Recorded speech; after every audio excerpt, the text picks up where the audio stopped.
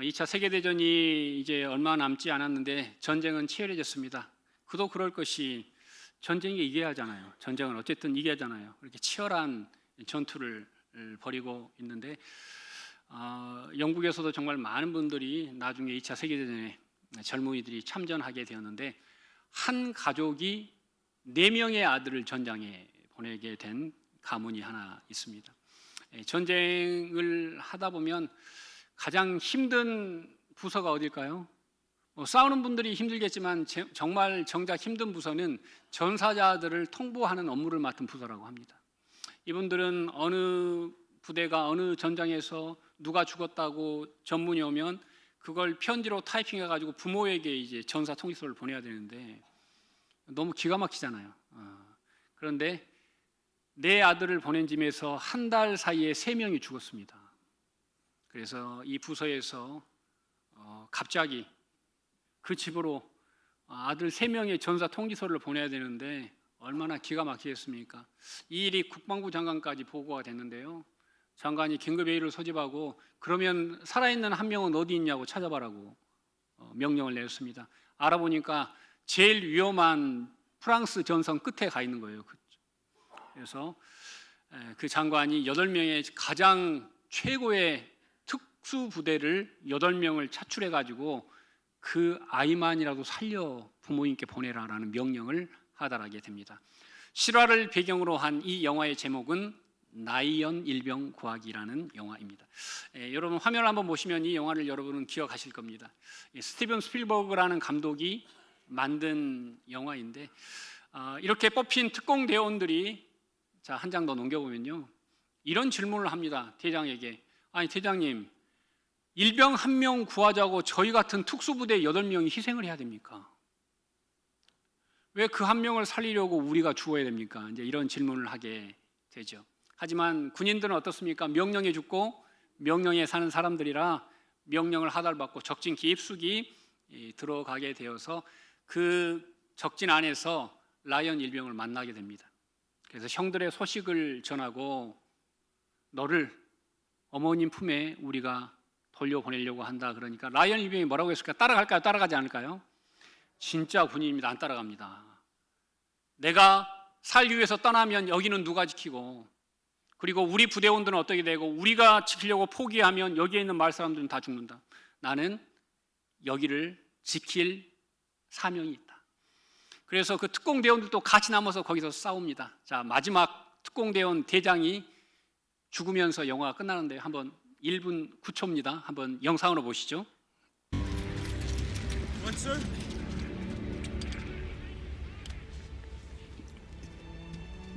James. Ernest. Ernest.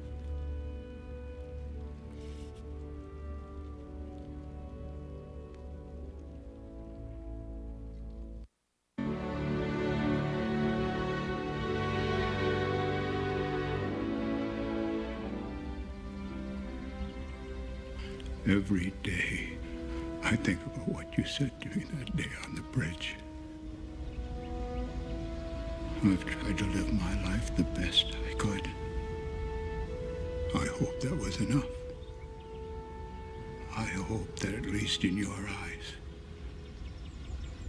I've earned what all of you have done for me.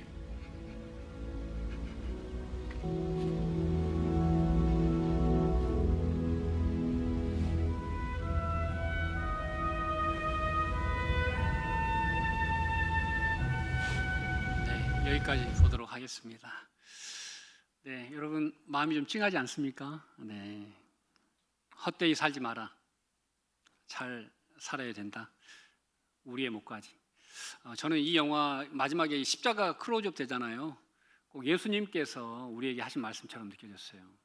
내가 너희들을 위해서 십자가를 졌는데, 내가 너희들을 살리려고 내가 대신 죽었는데, 너희들 지금 사는 일생 단 한 번뿐인 일생을 헛되이 살지 마라. 세상 것에 연연하지 마라. 진짜 중요한 건 너의 영혼이고 너를 통해 살아날 한 영혼이다라고 말씀하시는 것 같았어요. 저는 우리 교회가 정말 헛된 것을 품지 않고 헛된 것을 바라보지 않고 정말 한 영혼을 바라보는 교회가 되시기를 간절히 소망합니다. 제가 신학대학 다닐 때 우리 친구들이 저에게 뭐라고 한지 아십니까? 너는 장차 총회장감이다 라고 이야기했어요. 아무도 안 믿으시네요. 표정들이 변하지도 않아요. 그래서 제가 속이 없을 때 한 30살, 40살 이럴 때까지는 내가 기필코 총회장을 한번 해야지 그런 생각을 했습니다. 제가 광영중앙교회에 오고 한 가지를 결정했습니다. 총회장 안 하기로 결정을 했습니다. 앞으로 제가 총회장을 나갈 일도 없을 것이고 총회장을 할 일도 없을 것입니다. 이제는 실은 그런 게 중요하지 않습니다. 그런 자리가 중요하지 않습니다. 그건 어찌 보면 헛되고 헛된 것일 뿐입니다. 우리가 할 일은 우리가 있는 이 곳에서 우리에게 맡기신 일을 여기에 있는 사람과 함께 기쁘게 하고 하나님이 부르시면 say goodbye 하고 멋있게 돌아가는 것입니다. 저는 이 자리에 있는 우리 모두가 하나님이 주신 삶을 헛되이 쓰지 않고 선용하고 귀하게 사용하는 우리 모두가 되시기를 간절히 소망합니다. 여러분, 교회는 어떤가요? 교회는 어찌 보면 대부분 한 사람으로부터 시작합니다. 교회는 어떤 한 사람의 꿈으로부터 시작해요. 한 사람의 사명으로부터 시작하게 됩니다. 빌립보 교회는 사도 바울의 꿈으로 시작했습니다.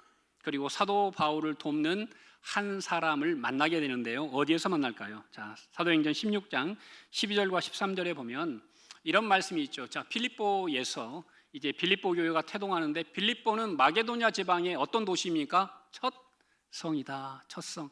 이건 도시의 수도라는 뜻이 아니라 그 마게도냐에서 가장 큰 도시라는 뜻입니다. 마게도냐 수도는 데살로니가입니다.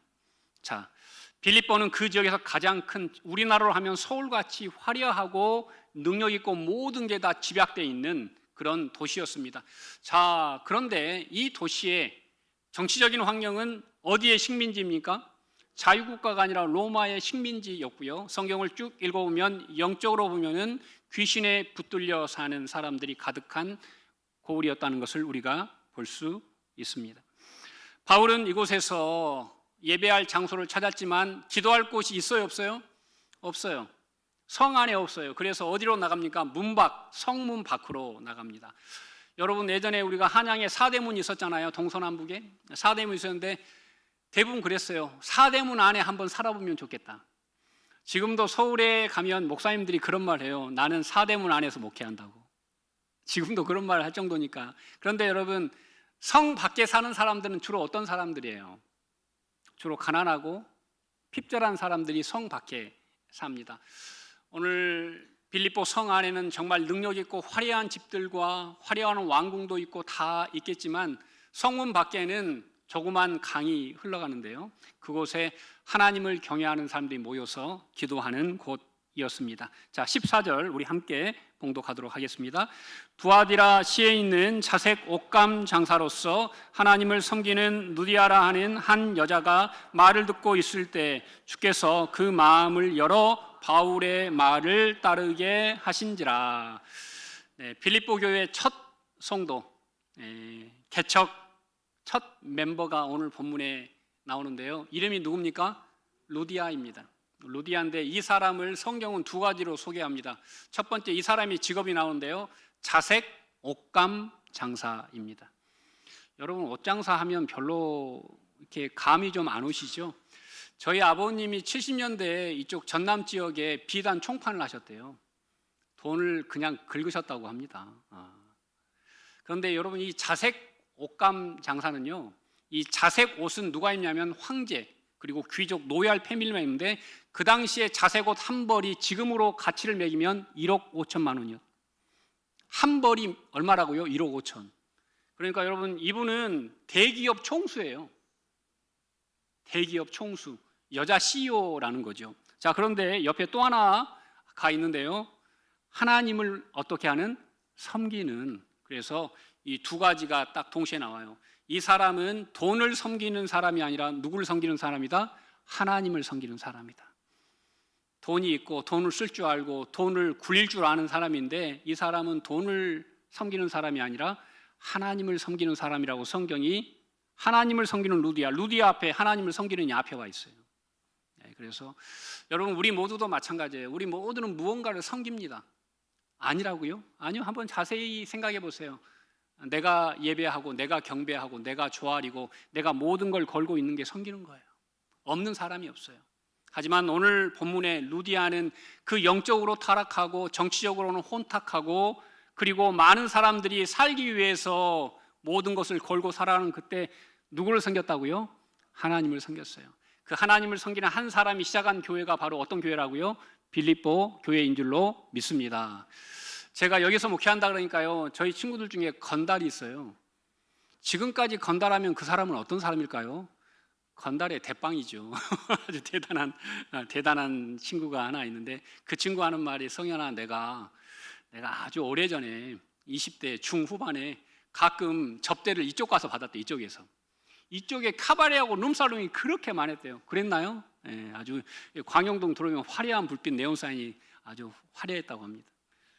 그런데 여러분, 그때 정말 간판에 그렇게 많은 화려한 네온사인이 있었는데 지금은 다 쇠락하고 그 희미했던, 아까 정말 기도처럼 반딧불과 같았던 한 교회, 정말 노래방과 룸살롱 사이에 있었던 한 교회는 지금 이제 가야산 중턱에서 구원의 방주가 되어서 큰 등대가 되어 있습니다. 왜 이렇게 되었을까요? 왜 그 시작이 전혀 다른데 왜 우리 교회는 이렇게 되어 있을까요? 바로 그건 우리 교회가 하나님을 경외하는 사람들이 하나님을 바라보고 시작했기 때문입니다. 돈을 보고 세상을 보고 시작했던 사람들은 잠깐은 흥황했지만 다 한 40년 만에 다 역사적으로 쓰러져 버렸어요. 여러분, 우리는 일생을 살아갑니다. 영원한 것을 놓치지 않고 지금 우리가 살아있을 때 세상의 것보다 하나님을 더 경외하고 말씀에 순종하고 우리에게 맡긴 사명을 잘 감당할 수 있는 여러분과 제가 되시기를 간절히 소망합니다. 자, 여러분 31절 한번 보시겠습니까? 31절 보면 가장 중요한 단락이 너와 내 집이 구원을 받습니다. 그러니까 한 사람이 시작하잖아요. 한 사람이 시작하면 한 사람을 통해서 그 집이 구원을 받습니다. 그 동네에 한 사람이 믿기 시작하면 그 사람을 통해서 동네가 다 생명을 얻게 되죠. 저희 아버님 집안은 아주 전통적인 뼈대 있는 유교 집안이었다고 합니다. 저희 할머님께서도 성경리에 뼈대 있는 가문으로 저희 아버님 가문에 시집 왔는데 할머님 집이 부자여서 중학교를 미션 스쿨을 다니신 거예요. 근데 할머니가 아무런 신앙에 대해서 아무것도 없는데 미션 스쿨을 다니다 보니까 이걸 우리 아들이 이 교회라도 다니면, 나는 이제 며느리니까 제살 지내니까 못 다녀도 내 아들이라도 예수 믿게 해야겠다 하고 우리 아버지에게 너는 교회 나가라고 그랬대요. 그렇게 해서 우리 아버님 한 분이 신앙을 시작했는데요. 그 결과 우리 아버지의 모든 가문은 약 30여 년 만에 지금은 다 믿는 가문이 되었습니다. 한 사람이 시작했는데 그 내 형제 할아버지 모든 가문이 지금은 당수까지 해서 다 예수 믿는 가문이 되었던 거죠. 자, 32절 보시겠습니까? 자, 주의 말씀을 그 사람과 그 집에 있는 누구에게? 모든 사람에게. 자, 아까는 그 가족만 나타났다면 여기는 그 집에 있는 노예까지도, 그 집에 있으면 노예일지라도 다 구원함을 얻게 된다라고 오늘 말씀하고 있습니다. 저는 우리 교회가 이 지역 광영동에 있고요, 또 광양에 있고, 또 전남권에서는 동부 지역에 있고, 우리나라 전체 지도로 볼 때는 호남과 영남의 가장 중간에 있고, 우리나라로 보면은 가장 중앙을 바치는 교회입니다. 이 교회가 다른 것보다 정말 하나님의 사명을 감당해서 많은 영혼이 살아나는 기초석의 역할을, 디딤돌의 역할을 할 수 있기를 간절히 소망합니다. 기초가 튼튼하면, 기초에서 불을 올리면 우리나라 전체가 성령의 불이, 복음의 불이, 구원의 불이 살아날 줄로 믿습니다. 여러분, 교회는 어떤 곳이어야 될까요? 교회는 한 영혼을 살려내야 하는 곳입니다. 자, 16절 한번 보시죠. 자, 함께 읽겠습니다. 우리가 기도하는 곳을 가다가 점치는 귀신 들린 여종 하나를 만나니 점으로 주인들에게 큰 이익을 주는 자라. 자, 여기서 중요한 건 우리 예수 믿는 사람들은 어디를 자주 가야 합니까? 기도하는 곳을 가다가. 이건 이 가다란 단어는 한 번 갔다 한 게 아니라 이제 기도의 장소를 성문 밖에 조그만 곳 발견했잖아요. 그러니까 그들은 틈만 있으면 하나님을 만나러 그 장소로 갔다. 습관적으로 갔다라는 동사를 사용했습니다. 우리도 어디를 자주 간가요? 내가 좋아하는 곳, 내가 사랑하는 곳. 쇼핑을 좋아하는 분들은 뭐 쇼핑할 수 있는 백화점이나 이런데 뭐 몰 이런데 가지 않아요? 골프를 좋아하시는 분들은 골프 연습장이나 필드로 나가시고요. 오늘 보니까 사도 바울과 하나님을 경외했던 사람들은 누구를 만나러 자주 갑니까? 하나님을 만나러, 하나님께 기도할 수 있는 곳으로, 하나님의 말씀을 들을 수 있는 곳으로 자주 행했다라고 이야기하고 있습니다. 내일부터 저희 교회가 말씀 부흥회를 2박 3일간 하는데요. 제가 어릴 때는 부흥회 하면 사돈네 팔촌까지 다 오고요. 옆집 앞집 교회에 있는 다른 교회 교인까지 꽉 와서 이 교회가 그냥 꽉 차가지고 앉을 자리가 없었어요. 통로에 막 다 앉고 어떤 분은 이불까지 가져와 집에 안 가요. 2박 3일을 교회에서 이렇게 먹고 자고 정말 은혜가 막 풍성하고 그랬는데 요즘은 부흥회 하면 자기 교회 사람들이 안 와요. 이웃 교회는 물론이고 자기 교회가 잔치하는데 자기 교회 주인들이 안 와 있어. 뭐 더 바쁜 일이 있나 보죠. 근데 저는 우리 교회가 내일부터 이곳이 한 틈도 비지 않고 꽉 차서 정말 우리 인생에 내가 광영 중앙교회 와서 이번 가을 대부흥회 때 내 영혼에 폭풍이 일어났다. 내 영혼이 살아나고 내가 정말 하나님을 직면했다, 체험했다는 그런 간증이 넘치는 집회가 되시기를 간절히 소망합니다. 여러분, 이렇게 하나님과 네트워크, 하나님과 통하는 사람들에게 하나님은 사람을 맡기지 아무나 사람을 맡기지 않아요. 보니까 기도하는 곳을 가다가 오늘 이 처음으로 빌립보 교회 첫 신자를 만나게 되는데 이 신자의 상황은 영적으로 무너져 있고 육적으로 무너져 있습니다. 게다가 여자고 노예고 그리고 귀신 들렸고 귀신의 통치를 받는 사람입니다. 세상에서 가장 가련한 사람을 표현한 대목이라고 저는 생각이 들었습니다. 자, 제가 이 본문을 보면서 헬라어를 찾아보니까 이 점치는 귀신을 헬라어는 피돈 신에 묶인이라고 표현했어요.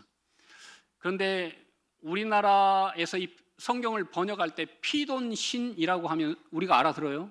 모르니까 그냥 점치는 귀신이라고 이렇게 이야기를 했는데 이 피돈 신은 그 당시 마게도냐 지방에서 가장 강력한 신 중에 하나였습니다. 우리나라도 무당들이 목사들의 숫자보다 2배 더 많은 거 아십니까? 근데 무당들도 섬기는 신이 다 다르대요. 신마다 급수가 있다고 합니다. 센 신을 모시면 모실수록 좋다는데 오늘 본문에 나오는 이 피돈 신이 그 지역에서 가장 세요. 세다 보니까 아주 선견지명이 있어서 애언하는 능력이 이 신에게 있었다고 합니다. 그런데 여러분, 여기서 중요한 건 그 점쟁이 귀신이 애언하는 영역이 있어요. 딱 이 세상이에요. 이 세상을 넘어갈 수가 없는 거예요. 영혼으로 가지 못하는 거예요. 그게 한계예요. 그런데 거기에 사람들이 돈과 머리를 조아리고 다 줄을 서 있는 장면이 본문에 기록되어 있어요. 본문에 보면 주인들에게 큰 이익을 주었다. 이 여자가 얼마나 대단했냐면 한 사람이 가질 수가 없어요. 노예인데. 왜? 능력이 너무 세니까 주인들이 많아. 함께 연합해가지고 이 여자 하나를 모셔가지고 돈을 벌고 있는. 여러분, 주인들은 착취하고 있지요. 사람들은 돈을 갖다 바치고 그 사람 앞에 머리를 조아리지만 아무도 그를 예배하거나 그의 영혼을 걱정하지 않습니다. 그런데 드디어 기도하러 가다가 하나님을 만나러 가다가 이 사람을 계속해서 본 바울과 그 일행이 그 여인에게 뭘 전합니까? 복음을 전합니다. 자, 한번 따라서 해볼까요? 우리 사도행전 16장 18절. 자, 우리 함께 읽겠습니다. 예수 그리스도의 이름으로 내가 내게 명하노니 그에게서 나오라. 아멘. 여러분, 귀신이 있을까요? 예, 있습니다. 저는 많이 만났어요. 특히 영적으로 혼탁한 나라에 가면 귀신이 많습니다. 인도 이런 데는 때로 찾아오고요. 제가 한 번은 일본을 갔는데 혼자 료칸, 온천이 있는 료칸에 묵었는데 저녁에 눈을 뜨니까 이 귀신이 천정 벽에 붙어 있는 거예요. 그리고 저를 가만히 내려다봐요. 처음 봤잖아요. 일본 사람이 아니잖아요. 조선 사람이 왔구나. 뭐 하는 사람일까 되게 궁금해서 유심히 쳐다보더라고요. 아, 근데 이게 머리가 그냥 이게 서는 느낌이 쫙 드는데. 그래서 그때 한 일이 기도하고 이렇게 찬송을 열고 찬양을 했는데 얘가 X자로 그냥 확 하더니 확 그냥 뛰쳐 나가버리더라고요. 그 뒤로는 한 번도 찾아오지 않았는데요. 실은 이제 우리나라도 제가 어릴 때만 해도 마을마다 뭐 그냥 솥대가 있고 장승이 있고 지나가다가 절하고 성황당에 가서 제를 올리고 정말 우리나라도 영적으로 너무너무 혼탁한 나라였습니다. 하지만 교회들이 지역마다 서면서 그 어둠의 영들이 다 어떻게 해요? 다 소멸되고 사라져 버린 거예요. 쫓겨난 거죠. 근데 쫓겨난 거예요. 어딘가에는 그들이 있는 거죠. 오늘 본문을 우리가 보면서도 마찬가지입니다. 실은 하나님의 통치, 복음이 선포될 때 귀신은 영향력을 발휘할 수가 없는 거죠. 그래서 우리는 늘 여러분이 계신 곳에 예수 그리스도의 이름으로 복음을 선포하는 일들이 있기를 간절히 소망합니다. 내 안에도 늘 우리의 두 마음이, 영적인 두 마음이 늘 있잖아요. 그럴 때마다 예수 그리스도의 이름을 선포해야 되고, 우리 가정에 어떤 문제나 어려움이 있을 때도 예수 그리스도의 이름을 선포할 수 있기를 간절히 소망합니다. 자, 누가복음 10장 20절 같이 봉독하겠습니다. 자, 시작. 그러나 귀신들이 너희에게 항복하는 것으로 기뻐하지 말고 너희 이름이 하늘에 기록된 것으로 기뻐하라. 아멘. 네, 여러분 뭐 귀신이 떠나갔다고 기뻐할 게 아니라 바로 오늘 이 한 정말 이름 없는 한 여인, 귀신에 눌려있던 한 여인, 돈벌이로 전락했던 한 인간이 어떤 존재가 되었어요? 하나님의 피조물로 다시 회복되었습니다. 그래서 빌립보 교회 첫 교인이 바로 이 귀신 들린, 귀신에게 지배당했던 이 여인이 빌립보 교회의 첫 전도된 사람입니다. 저는 여러분 이 빌립보 교회를 생각해 보십시오. 얼마나 약하고 어렵습니까? 기구합니까? 하지만 그 빌립보 교회는 그 유럽을 밝히는 큰 등대가 된 줄로 믿습니다. 자, 사진 한 장 보시죠. 이분을 여러분 혹시 아시겠습니까? 힌트, 삼성. 네, 이병철인데요. 삼성 창업주시죠. 돌아가셨습니다. 이분은 폐암을 얻어가지고 투병하다가 돌아가셨는데 죽기 얼마 전에 자신이 너무나 궁금했던 질문들, 영적인 질문들 24가지를 적어서 한 분에게 보냈습니다. 그 질문 중에 몇 가지를 제가 읽어드리겠습니다. 5번째 질문, 신은 인간을 사랑했다면서 왜 고통과 불행과 죽음을 주었는가? 7번, 예수는 우리의 죄를 대신 속죄하기 위해 죽었다는데 우리의 죄가 무엇인가? 우리로 하여금 왜 죄를 짓게 그렇다면 내버려 두었는가? 15번째, 성경의 부자가 천국에 가는 것을 약대가 바늘구멍에 들어간 것에 비유했는데 부자는 진짜 악인인가? 마지막 질문, 지구의 종말은 오는가? 여러분, 이분은 세상의 모든 것을 다 가지고 누렸지만 그의 인생의 마지막 순간에 영혼과 하나님에 대해서 그는 깊이 생각하고 있었음을 우리에게 보여줍니다. 우리는 이 땅 가운데 잠깐 살다 가는데요, 갈 때 가지고 갈 수 있습니까? 은행의 잔고를 가지고 갈 수 있습니까? 이체가 딱 안 되는 곳이 하나 있대요. 천국은 이체가 안 돼. 이체가 안 됩니다. 다른 나라까지는 다 되는데 천국에는 이체가 안 돼요. 그래서 우리는 이 땅 가운데 살아갈 때 어떻게 살아야 할까요? 우리는 하나님의 자녀로서 하나님이 맡기신 그 대명령, 세상 땅끝까지 이르러 복음의 증이 되는 그 명령을 잘 감당하고 하나님 앞에 서야 할 줄로 믿습니다. 자, 요한복음 3장 16절을 읽고 말씀을 맺겠습니다. 함께 읽겠습니다. 하나님이 세상을 이처럼 사랑하사 독생자를 주셨으니 이는 그를 믿는 자마다 멸망하지 않고 영생을 얻게 하려 하심이라. 아멘. 네, 여기에서 가장 중요한 게 하나님이 우리를 어떻게 사랑하셨다고요? 이처럼 사랑했어요. 자, 근데 이처럼이 뒤에 소개되어 있어요. 이처럼이 바로 독생자를 주셨다는 거예요. 사랑이란 단어는 명사예요. 하지만 이 동사가 바로 따라 나와요. 하나님은 우리를 사랑하셨어요. 그래서 그냥 내가 너희를 사랑한다, 내가 너희를 복줄게, 이게 아니라 우리의 죄를 대속하기 위해서 그 아들을 어떻게 하셨다고요? 죽이셨다고요. 그러니까 실은 우리가 영생을 얻을 수 있는 것은 하나님께서 그 아들을 희생했기 때문에 우리가 영생을 얻는 것입니다. 그리고 다시 한번 3장 16절을 띄워주시면 뒤에도 중요해요. 바로 멸망하지 않고 뭘 얻어요? 영생을 얻어요. 자, 멸망과 영생. 멸망이라는 원래 헬라어는 영혼이 죽다, 영혼이 망한다, 영혼이 파괴된다는 뜻이에요. 그러니까 우리가 한 번 죽으면 끝이다 이런 말 많이 듣죠. 죽으면 끝이야.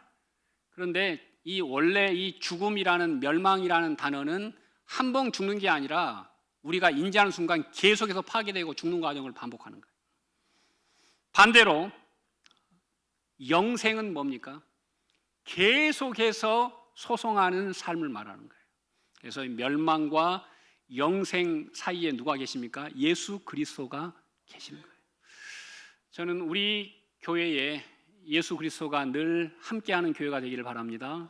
또 여러분의 심령에도 예수님께서 계셔서 여러분도 살고 여러분을 통해서 예수가 있는 여러분을 통해서 다른 사람이 살아나는 그런 복이 있기를 간절히 소망합니다.